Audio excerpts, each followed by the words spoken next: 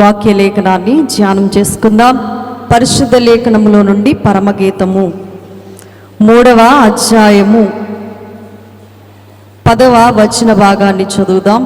దాని స్తంభములు వెండిమయములు, దాని పాదములు స్వర్ణమయములు, దాని మెత్తలు ధూమ్రవర్ణ వస్త్రముతో చేయబడిను. ప్రేమను సూచించి విచిత్రమైన కుట్టు పనితో యెరూషలేము కుమార్తెలు దాని లోపలి భాగమును అలంకరించిరి. చిన్న ప్రార్థన. మహిమలో నీ ఉండు చోటికి మమ్మను ప్రవేశపెట్టడానికి మహిమనంతా వీడి మానవ రూపమెత్తి మమ్ములను నీవశపరుచుకున్న తండ్రి స్తోత్రాలు. మాలో ఉన్న పాపమును తొలగించి పరిశుద్ధని వాక్యము చేత మమ్మును ప్రభువా నిత్యము అలంకరిస్తూ ఉన్న తండ్రి స్తోత్రాలు. నీ మాట మాకు దేవ అలంకారముగాను, ఘనత తెచ్చేదిగాను, ఆరోగ్యం ఇచ్చేదిగాను, ఐశ్వర్యం ఇచ్చేదిగా ఉండగా దానిని మేము నమ్ముకొని ఉన్నాము. ఆ మాట కొరకు ఎదురు చూస్తూ ఉన్నాము. నీ వాక్కు ద్వారా మమ్మల్ని ఇంకా బలంగా వాడుకొని మమ్మల్ని అందరినీ బలపరిచి మీరే మహిమా ఘనత కీర్తి ప్రభావములు పొందుకొనమని వాక్యమై వేం చేసిన యేసుక్రీస్తు వారి నామమందు ప్రార్థించి బ్రతమలాడి వేడుకుంటున్నాను పరమ తండ్రి, ఆమేన్. పరిశుద్ధ లేఖనములో నేటి దిన అంశము దాని స్తంభములు వెండి మయములు. ఏంటట? స్తంభాలు. దేని స్తంభాలు? ఏమా? మంచము యొక్క స్తంభములు ఎలాంటివట? చూడండి, సొలొమోను గారికి ఉన్న మంచం, దాని యొక్క ప్రసిద్ధిత, దాని యొక్క వైఖరి, దానిలో ఉన్నటువంటి శ్రేష్టమైనటువంటి విలువైనటువంటి రకరకాల అలంకరణ గ్రంథం చూపిస్తూ ఉంది. మంచమే అలంకారంగా ఉండడానికి దానికి ఉన్న స్తంభాలు కూడా దేంతో తయారు చేయబడ్డాయంటే వెండి మయములు. మంచం నిలబడాలంటే ఏం కావాలి? ఎంత బంగారంతో చేసినా అది నిలబడాలంటే ఏం కావాలి? స్తంభాలు కావాలి. మంచం నిలబడడానికి ఉపయోగకరం ఏంటంటే స్తంభం. స్తంభం అనగా అర్థం సాక్ష్యం. ఏంటి చెప్పండి? ఎంతమంది సాక్ష్యం ఇస్తున్నారు యేసు ప్రభు నిజమైన దేవుడు అని? ఈరోజు దైవజన్ యొక్క వర్తమానంలో మనం చదివిన వారమై ఉన్నాం. ఎంతమంది సాక్ష్యం ఇచ్చారండి ఈ రోజున కదా? ఎవరెవరు సాక్ష్యం ఇచ్చారు? చూడండి, మనం ఆలోచన చేసుకున్నప్పుడు యూదులు సాక్ష్యం ఇస్తే పెద్ద గొప్పతనం ఏం కాదు, కానీ లోకాధికారులు కూడా, అన్యులు కూడా యేసు ప్రభువుని ఏమని సాక్ష్యం ఇస్తున్నారు? ఈయన నిజముగా దేవుని కుమారుడు. శతాధిపతి సాక్ష్యాన్ని మనం విన్నాం దైవజన్య యొక్క వర్తమానములో. శతాధిపతి ఎంత గొప్పగా సాక్ష్యం ఇస్తున్నాడు అంటే ఆ శతాధిపతి యొక్క సాక్ష్యానికి అందరూ నిజంగా అనేకులు మార్పు నొందినట్లుగా పరిశుద్ధ గ్రంథంలో మనం చూడగలుగుతున్నాం. అలాగనే ప్రియులరా, మరి ఈ రాత్రి వర్తమానము ద్వారా దైవజనులు చక్కగా మనతో మాట్లాడినటువంటి మాటలు చూస్తే మరి అనేకులు క్రీస్తు వారి యొక్క చెంతకు చేరి వారిచ్చిన సాక్ష్యాలు మనం చూడగలుగుతూ ఉన్నాం. కైపా కూడా ఆలోచన చెప్పిన వాడిగా ఉన్నాడు. కైపా కూడా ఎలా మారిపోయాడట?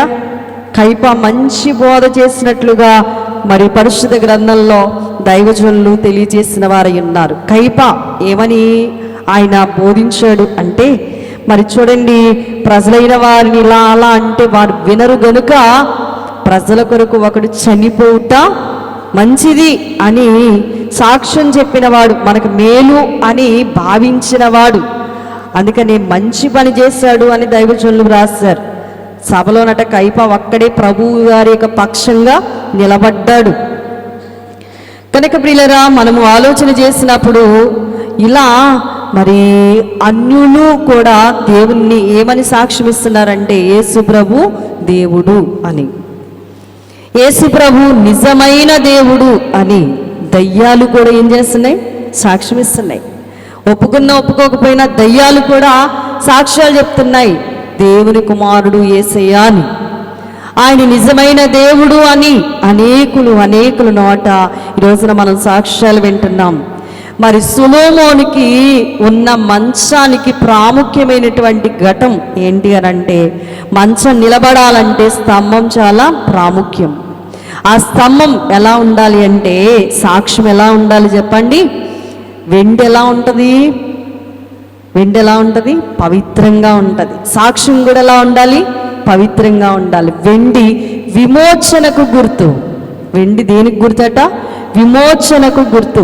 సంఖ్యాకాండాన్ని మనము పరిశీలన చేసినప్పుడు మరి ఈ వెండిని గురించినటువంటి మాటలు సంఖ్యాకాండములో మరి వారు తెలియజేసిన వారు ఉన్నారు 3వ అధ్యాయములో. ఏమిటి ఆ మాటలు అంటే ప్రియులరా, 3వ అధ్యాయము 44వ లేఖనములో తెలియజేసినట్లుగా, అనగా తమ తమ వంశముల చొప్పున వారిలో లిఖింపబడిన వారు 3వ అధ్యాయము 44వ వచన భాగములో మరియు యెహోవా మోషేకి ఇలాగూ సెలవిచ్చారట. ఏంటి సెలవిచ్చారు అంటే, చూడండి, నీవు ఇశ్రాయేలీయులలో తొలిసూలి అయిన ప్రతి వానికి మారుగా లేవీలను వారి పశువులకు ప్రతిగా లేవీల పశువులను తీసుకొనుము. చూడండి, లేవీలు నా వారై యుందురు, నేనే యెహోవాను అని ప్రభువారు తెలియజేస్తున్నారు. అంటే దీని అర్థం ఏమిటి అని మనం ఆలోచన చేసినప్పుడు ప్రియులరా, అక్కడ వెండిచ్చి విడిపించినట్లుగా దేవుడు ఇలాగును సెలవిస్తున్నారు. ఏంటి అని అంటే, ఇశ్రాయేలీయులలో తొలిసూలి అయిన ప్రతి వానికి మారుగా లేవీలను వారి పశువులకు ప్రతిగా లేవీల పశువులను తీసుకొనుము. మారుగా లేవీలు నా వారై యుందురు, నేనే యెహోవాను అని ప్రభు ఇక్కడ తెలియజేసిన వారై ఉన్నారు. ఇక్కడ 46వ వచనములో, ఇశ్రాయేలుకు తొలుత పుట్టిన వారిలో లేవీల కంటే 270 ముగ్గురు ఎక్కువైనందున శేషించిన వారి యొద్ద తల యొక్క 5 తులముల వెండిని తీసుకునవలెను. పరిశుద్ధమైన తులము చొప్పున వాటిని తీసుకొనవలెను.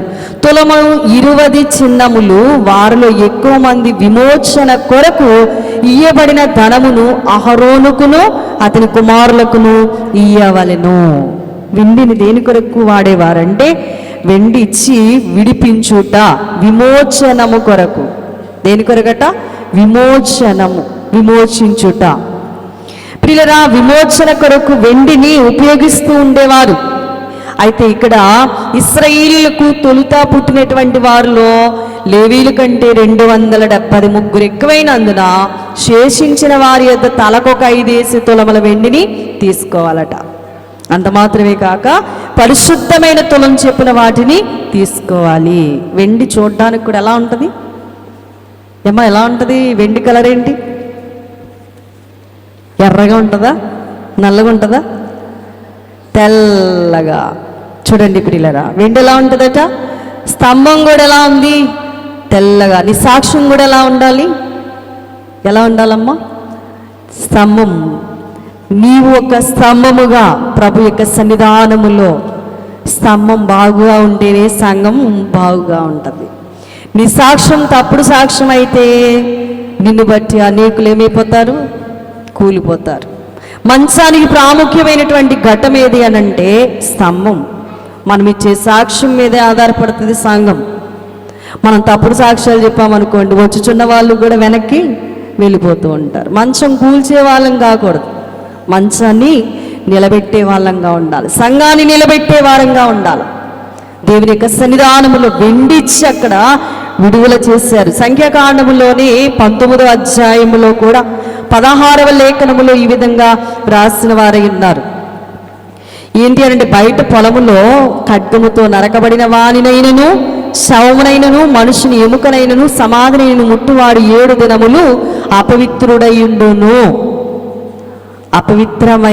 అపవిత్రుని కొరకు వారు పాప పరిహారార్థమైన హోమ భస్మములోనిది కొంచెము తీసుకునేవాళ్ళు. పాత్రలో వేయబడిన ఆ భస్మము మీద ఒకడు పారు నీళ్లు పోయవలను.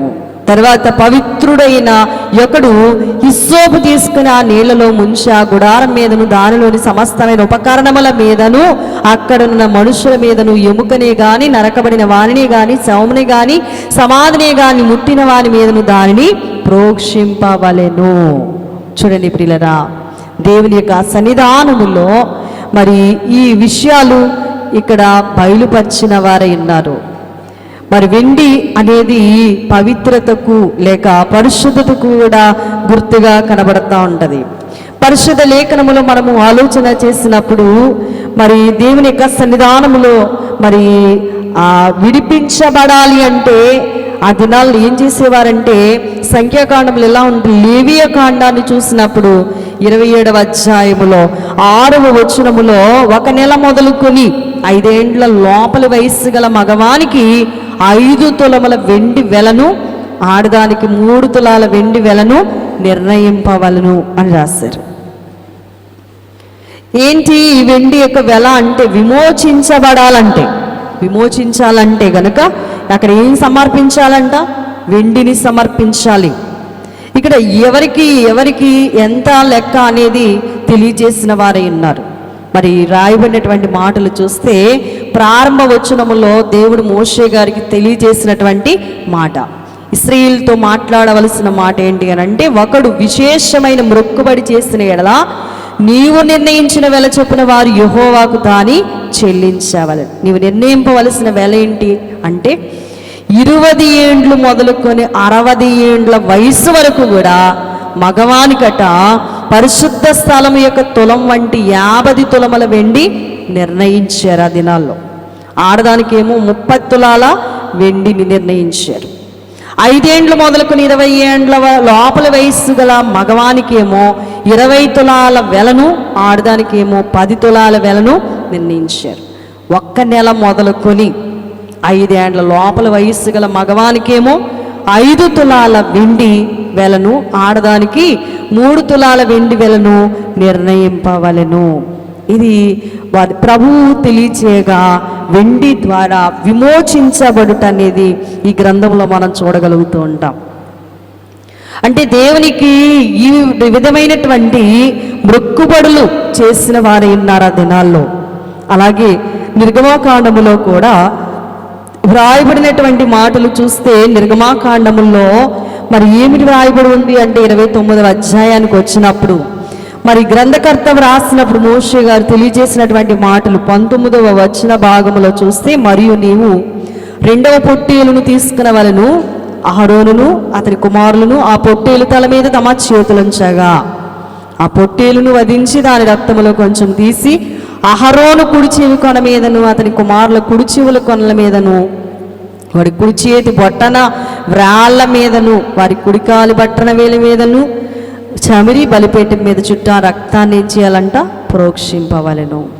ఇలాగున నియమాలు విమోచించబడ్డ బలి పాపము నుండి విమోచనించబడాలంటే ఆ రోజున ఉపయోగించింది ఏంటంట, రక్తము. ప్రియులరా, ఆ దినాల్లో ఏం చేసేవారంటే రకరకాలైన బలులు తీసుకొని వచ్చేవారు. ఈ రోజున మనం ఏం తీసుకురావాలి, ఏం చెప్పాలి అంటే చూడండి, మనం ఒక సాక్షిగా నిలబడాలి. ఏమని సాక్ష్యం ఇవ్వాలి? ఏమా, వెండి అంత పవిత్రంగా మనము ప్రభు కొరకు ఏం చేయాలి, సాక్ష్యం ఇవ్వాలి. విమోచన కొరకట దినాల్లో ఇంత ప్రాముఖ్యమైనటువంటి విషయాలు వారు గైకునేవారుగా కనబడతా ఉంది. కాబట్టి ప్రియులారా, మనము ఆలోచన చేసినప్పుడు మరి దేవుని యొక్క సన్నిధానంలో కూర్చున్న మనం ఎలా ఇవ్వాలి సాక్ష్యాన్ని అంటే, గొప్పగా ప్రభు కొరకు మనము సాక్ష్యం ఇచ్చే వారంగా ఉండాలి. కార్యాలు జరుగుతున్నా ఏం జరుగుతాయి లేండి అంటారు చాలామంది. అసలు భక్తి చేస్తే తెలుస్తుంది దానిలో ఉన్న శక్తి ఏంటో. చాలామంది అంటారు, ప్రియులరా మరి ఏదో వెళ్ళి కూర్చొని వచ్చేస్తున్నాం అంటే నీలో ఏం లేదు, విశ్వాసం లేదు. ఎవరైనా లేచి నిలబడి సాక్ష్యం చెప్తారు, లేచిపోయారండి అప్పుడే సాక్ష్యం చెప్పేస్తారు. సాక్ష్యం ఇవ్వాలా, ఏమని ఇవ్వాలి? ఏమా శిష్యులైన వారు అన్నారు ఆ దినాల్లో, యోహాను మొదటి పత్రికలో మనం చదువుతూ ఉంటాం మాట, మేము కన్న వాటిని మేము ఏదైతే విన్నామో దాన్ని, ఏదైతే మేము చూసామో వాటిని, మా చేతులు ఎవరినైతే పట్టుకుని చూసాయో ఆ దేవుణ్ణి గురించి మేమేం చెప్తాం? సాక్ష్యం చెప్తాం. మీకు కన్న వాటినే చెప్తాం, మేము విన్న వాటినే చెప్తాం. కానీ ప్రియులరా, సాక్ష్యం ఇచ్చేవారిగా ఉన్నారా? సాక్ష్యం చెప్పేవారంగా ఉంటే సంఘానికి ఏముంటుందంటే బలం ఉంటుంది. సంఘం ఒక అనగా సాక్ష్యం ఒక స్తంభం. స్తంభం ఎలా ఉండాలట? పిల్లర్ ఎలా ఉండాలండి? పటిష్టంగా ఉండాలా. మంచం నిలబడాలంటే దేని మీద నిలబడుతుంది కదా అండి? మంచం దేని మీద నిలబడుతుందండి? 4 మూలన ఉన్నటువంటి వాటి మీదే ఆ యొక్క మంచం ఆధారపడుతుంది. మంచం ఎంత ఘనంగా ఉన్నా ఈ 4 ఏం చేస్తాయంటే 4 స్తంభాలు కూడా మంచాన్ని చక్కగా మోస్తూ ఉంటాయి, మంచం మీద ఎక్కిన వారిని మోస్తూ ఉంటాయి. మన సాక్ష్యం సంఘానికి చాలా అవసరం. మనం ప్రియులరా దేవుని కొరకు వాడబడే వారంగా ఉండాలా. అందుకని దేవుని కొరకు ఎలా వాడబడుతున్నాం అనే విషయంలో మనకి సాక్ష్యము రూపంలో ప్రభుని మనము వ్యక్తపరచాలి. నా ప్రభు గొప్ప కార్యాలు చేశారండి, నా విషయంలో ఎన్నో బలమైన కార్యాలు చేశారని నిత్యం కూడా మనం ఏం చేయాలంటే దేవుని సన్నిధానములో సాక్షులముగా వాడబడుతూ ఉన్నప్పుడు మరింత గొప్పగా దేవుడు మనల్ని ఏం చేస్తారంట? ఆశీర్వదిస్తారు. లేవియ కాండములో కూడా ప్రారంభ అధ్యాయం 5 వచ్చిన భాగాలు మనం చూస్తే ప్రియులరా, అక్కడ యెహోవా మోషేను పిలిచి ప్రత్యక్ష గుడారములో నుండి అతనికి ఇలాగూ సెలవిచ్చారు. దేవుడు సెలవిచ్చారు. ఇవి కూడా ఇశ్రాయేలుతో చెప్పవలసిన మాటలు.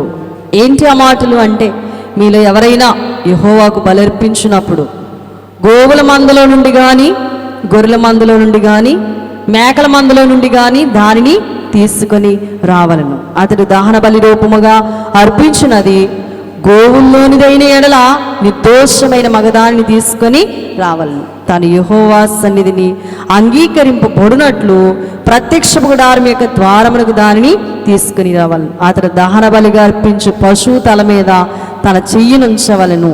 అతని నిమిత్తము ప్రాయశ్చిత్తం కలుగునట్లు అది అతని పక్షముగా అంగీకరింపబడును. అతడు యెహోవా సన్నిధిని ఆ కోడిదూడను వధించిన తర్వాత యాజకులైన అహరోను కుమారులు దాని రక్తమును తెచ్చి ప్రత్యక్ష గుడారం ఎదుటిన్న బలిపీఠం చుట్టూ ఆ రక్తమును ప్రోక్షింపవలెను. ఇవి ప్రభు వారికి తెలియజేసినటువంటి నియమాలు. విమోచన కొరకు ఏం తేవాలంట? 2 పొట్టేళ్ళు. ఏం చేయాలటండి? 2 పొట్టేళ్ళు. ఒక దానిని దహించి రెండవ దాన్ని ఏం చేయాలి? వధించాలట. ఏం చేయాలమ్మా? ఒక దాన్నేమో దహించాలి, ఇంకొక దాన్నేమో వధించాలట. ఇలాగున ప్రభు యొక్క నియమము. కుడి చెవి కొన, కుడికాలు బొటనవేలు, చేతి బొటనవేలు మీద రాసిన తర్వాత దాన్ని ఏం చేయాలంటే రాసి దాన్ని ప్రోక్షించాలట. శరీరం ముఖ్యమైంది.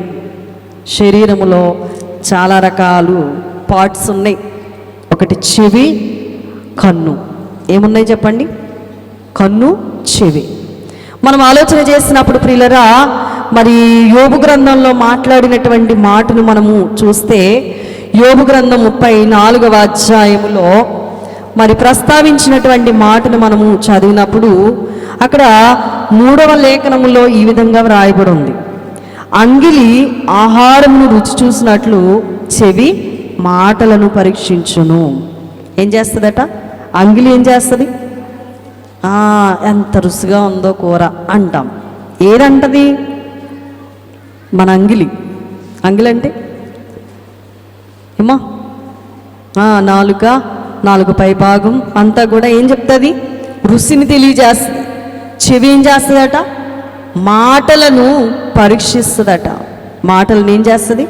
చెవి మాటలను పరీక్షిస్తుంది. మొదటి పాపం చెవి ద్వారానే జరిగింది. చెప్పండి ఎక్కడ?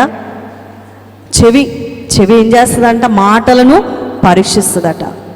చెవితోనే మొదటి పాపం జరిగింది. చెప్పండి ఎక్కడ? ఏదైనా వనములో. ఏమన్నదండి? ఇది నిజమా అనగానే చెవి ఏం చేసింది?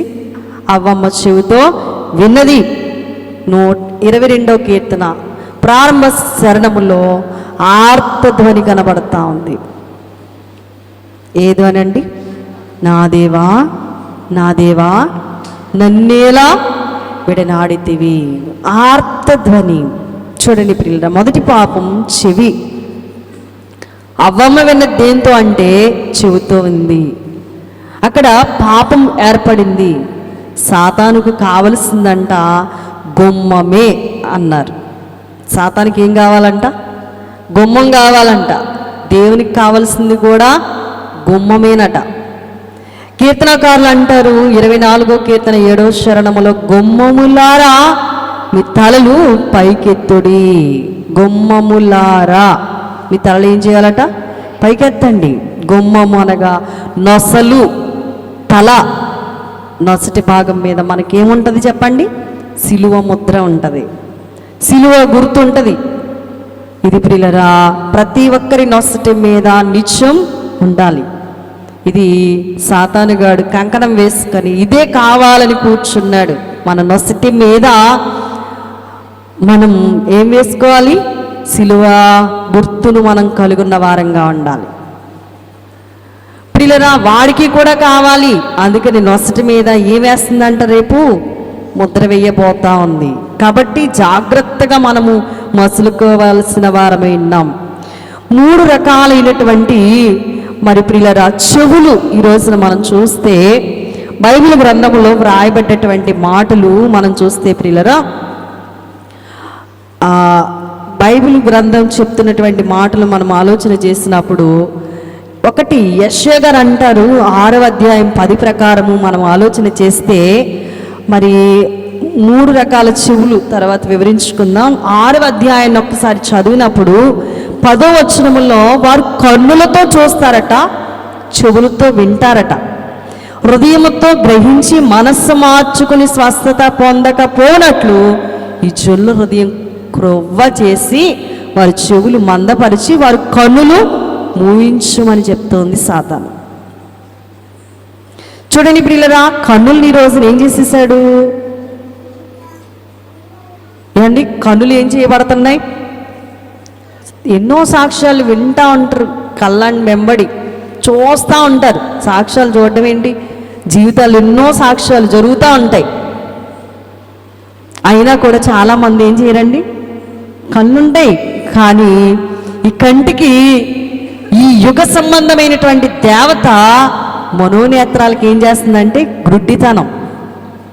మన కళ్ళ వెంబడి ఎన్నో, అమ్మో నిజమే కదా, దేవుడు ఎన్ని కార్యాలు చేసిన వాడే ఉంటాడు, కళ్ళెట్టి చూస్తూ ఉంటాం, చెవులెట్టి వింటూ ఉంటాం. కానీ కన్నులకి చెవులకి అంధత్వాన్ని కలుగు చేసేస్తుంది సాతాను.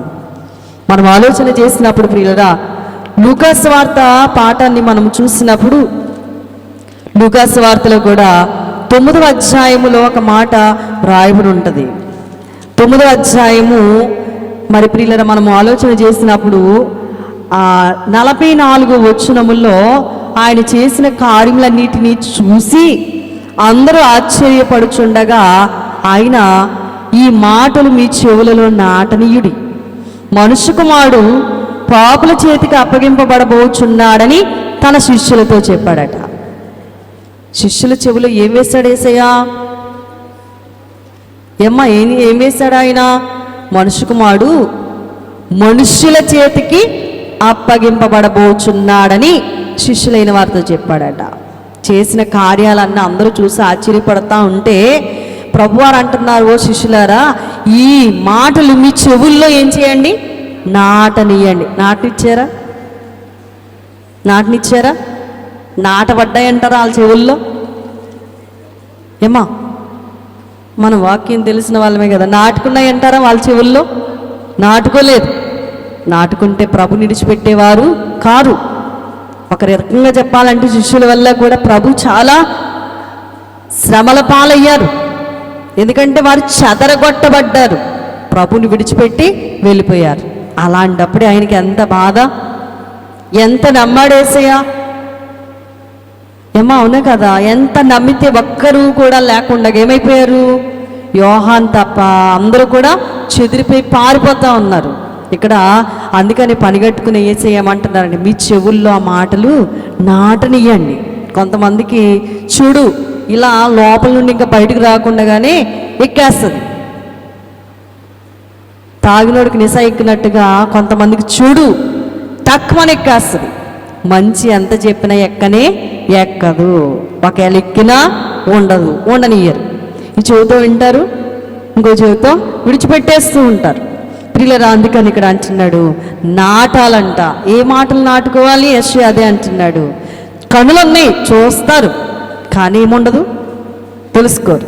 చెవులున్నాయి వింటారు, అబ్బా ఎంత బాగినేస్తున్నారు వాక్యం అనుకుంటాం, కానీ ఏం రాదు, వినే మనస్సు రాదు. కన్నులతో చూసి చెవులతో విని హృదయముతో గ్రహించుకుంటారనుకుంటే ఏది ఉండదు అక్కడ. ఎందుకంటే హృదయం కాస్తంత ఏమైపోయింది, కొవ్వు పట్టేసింది. ఏం పట్టిందంట? క్రొవ్వు చేత. ఏమంటున్నాడు యెషయా గారు? 6:10 క్రొవ్వు చేసింది. అందుకని వాళ్ళు ఏం చేయట్లేదంట, చూడడం వరకే మాత్రమే, వినడం వరకు మాత్రమే, కానీ వాళ్ళు గ్రహింపరు. అయితే ఇంకా వాక్యంలో ఏం రాయబడి ఉందో ఈ రోజున 3 రకాల చెవులు చూసినట్లయితే యెషయా గ్రంథంలోనే యెషయా గారు తెలియజేసినటువంటి మాటలు చూస్తే ప్రియులారా, యెషయా గ్రంథం 50వ అధ్యాయములో మరి 4వ వచ్చిన భాగము మనం చూసినప్పుడు అక్కడ రాయబడి ఉంది, అలసిన వారిని మాటల చేత ఓరడించు జ్ఞానము నాకు కలుగునట్లు శిష్యునికి తగిన నోరు యెహోవా నాకు దయచేసి ఉన్నాడు. శిష్యులు వినున్నట్లుగా నేను వినుటకై ఆయన ప్రతి ఉదయమున నాకు వినుబుద్ధి పుట్టించుచున్నాడు. అలసిన వారినేమో మాటల చేత ఓరడించు జ్ఞానము నాకు కలుగునట్లుగా. అలసిపోయిన వాడికి మాట ఓరడిస్తూ ఉంది, అట్టి జ్ఞానం నాకు కలుగునట్లుగా శిష్యునికేమో తగిన నోరు యెహోవా నాకు దయచేసి ఉన్నాడు. తగినటువంటి నోరు. శిష్యులు వినున్నట్లుగా నేను వినుటకై ఆయన ప్రతి ఉదయమున నాకు విను బుద్ధి పుట్టించుచున్నాడు. నీవు శిష్యుడు అయితే నీకు కూడా వినే బుద్ధిని దేవుడు ఇచ్చాడు. ప్రతి ఉదయమున ఆయన మాట నీ చెవిలో నాటబడాలా. ఏం వెతుకుతున్నావు ఉదయం లేవంగానే? ఏమా చాలామంది ఈ రోజుల్లో ఏం వెతుక్కుంటారంటే లోకానుసారమే అన్నీ ఎదుగుతారు కదండి. కాబట్టి మనం ఎతక్కవలసింది ఏంటంటే ప్రతి ఉదయమున వినే బుద్ధి. ఏం వినాలి ఇప్పుడు మనం? దేవుడు చెప్పే మాట వినాలా. వినే బుద్ధిని మనము తెచ్చుకోవాలి. అటువంటి వారమైతే మనం ఆశీర్వదించబడతాం. కానీ మనుషులకి ఏం లేవంటే, ఒకటి ప్రియులారా ఏ చెవులైపోయి అంటే యెషయా గారు అన్నట్లుగా మంద చెవులు. 6:10 ఏమంటున్నాడండి? మందమైపోయినాయి అంట చెవులు. మందమైపోయి మాట వినబట్టలేదా, చెవులేం మందమైపోయా అంటారు కదండి. యెషయా కూడా అదే అంటున్నారు. మనం ఇంకొకలా అంటాం, యెషయా గారు ఇలా అంటున్నారు. ఏమని? చెవులు ఏమైనాయి? మందం. మందం అంటే ఏంటి ఏమా? వినబడినా కూడా వినిపించుకోరు.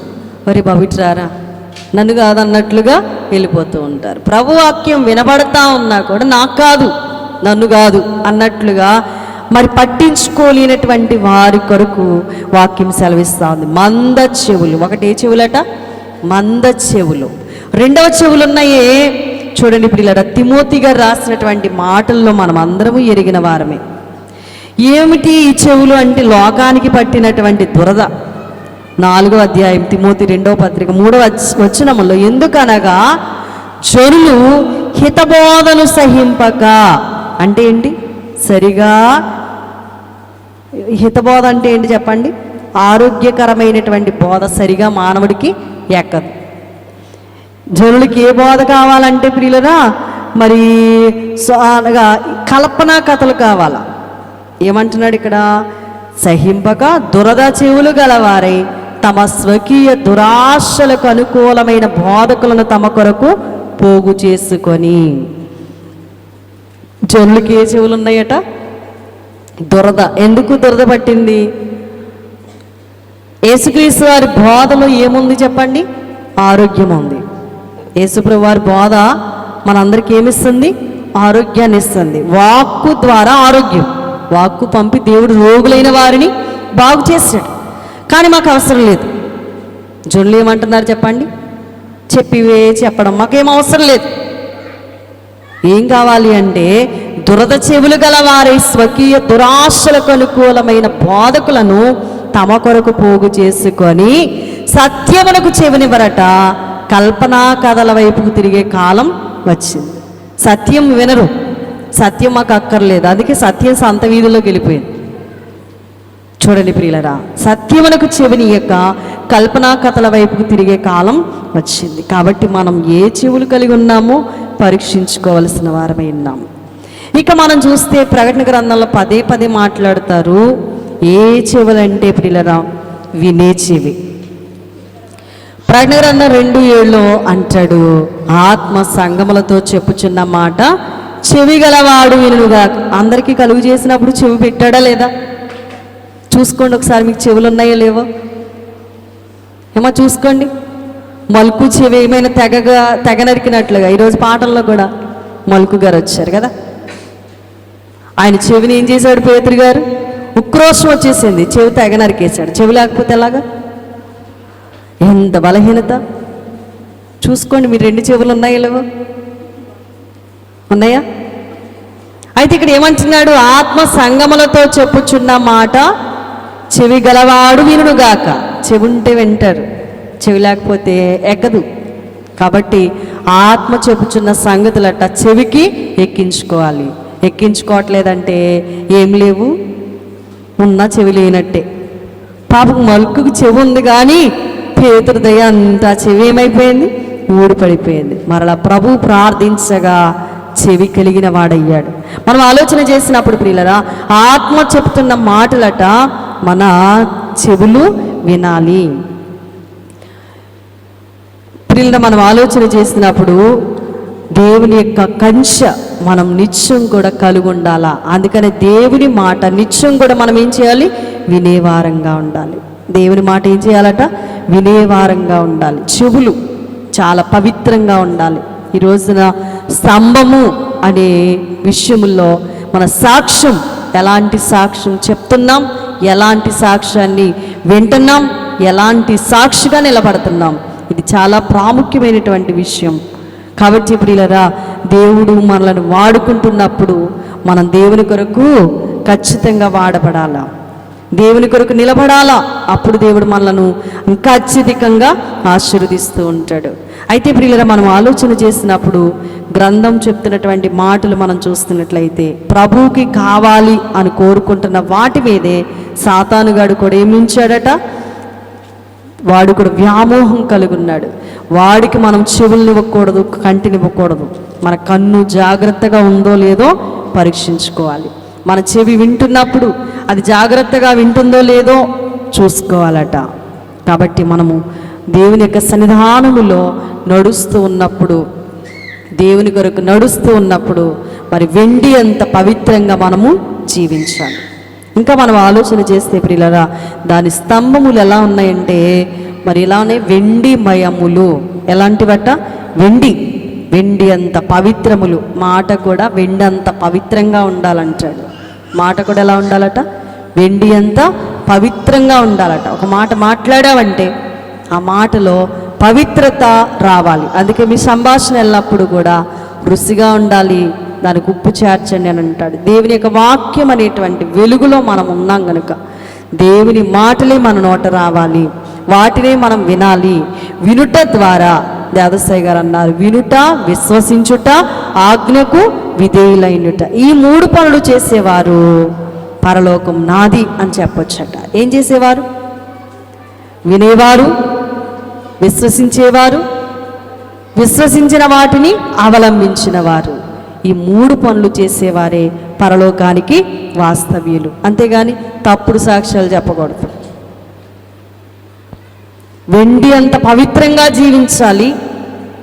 ఒక స్తంభముల మందిరములో మనం ఉండాలి. అంతేగాని తప్ప మనల్ని బట్టి ఇంకొక విశ్వాస లోపలికి వస్తూ ఉంటే వెళ్ళమ్మా ఇక్కడ ఏం లేదు అనేటట్టుగా నీ సాక్ష్యం ఉండకూడదు. చాలామంది అలానే ఉంటారు.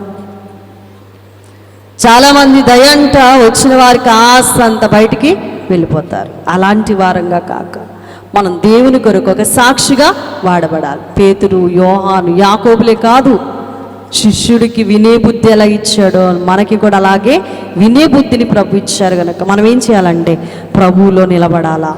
కాబట్టి ప్రియులారా, ఈ రోజున మన స్తంభం అనేటువంటి మన సాక్ష్యం ఎలా ఉందో ఆలోచన చేసుకుందాం. సాక్ష్యం ఇచ్చేటప్పుడు దేవాది దేవుని గురించి ఎంతో చక్కగా నీవిస్తే ఇక్కడ నీవు ఆయన ఒప్పుకుంటే రేపు నిన్న అక్కడ ఒప్పుకుంటాడు. కాబట్టి ఆయన నిజమైన దేవుడు అని తెలియని వారే సాక్ష్యం ఇచ్చారు. ఆఖరికి దయ్యాలు కూడా సాక్ష్యం ఇస్తున్నాయి. మనం ఏమని సాక్ష్యం ఇస్తున్నాం? వచ్చి కూర్చుని వెళ్ళిపోతున్నాం కానీ సాక్ష్యం ఇవ్వలేకపోతున్నామేమో. యేసయ్య చేసిన కార్యాలే, చూసిన కార్యాలే, విన్న కార్యాలే మనం ఏం చేయాలట? ఇతరులకు చెప్పాలి. అందుకని సాక్ష్యం అనగా కనినా వినిన సంగతులను తెలపడమే. కాబట్టి మనం ఒక సాక్షిగా ప్రభు కొరకు నిలబడి మరి ప్రభువులో ఎదిగే ధన్యత వెండి అంత గొప్ప స్తంభముగా ప్రభుకున్న మంచానికి మనం ఒక స్తంభముగా నిలబడి ప్రభుని నిత్యము కలుగుండే భాగ్యం, ఆయనకి విశ్రాంతినిచ్చే భాగ్యం దేవాది దేవుడు మనందరికి దయచేయును గాక. ఆమేన్. మెగారుడుగా మా మధ్యకొచ్చిన తండ్రి స్తోత్రాలు. సొలొమోను రాజుకు ఒక మంచం ఉందని, ఆ మంచం యొక్క విశిష్టతను తెలియజేస్తూ ఉన్నప్పుడు ఆ మంచానికి ఈ రోజున వెండిమయమైనటువంటి స్తంభాలు ఉన్నాయని మేము చదివాం. మేము కూడా ఆ ఒక స్తంభముగా నిలబడేటటువంటి విధంగా మమ్మల్ని ఆశీర్వదించి దీవించి బలపరిచి వర్ధల చేయమని యేసుక్రీస్తు వారి నామమున ప్రార్థించి బ్రతమలాడి వేడుకుంటున్నాను పరమ తండ్రి. ఆమేన్. మీ అందరికీ మరణాత.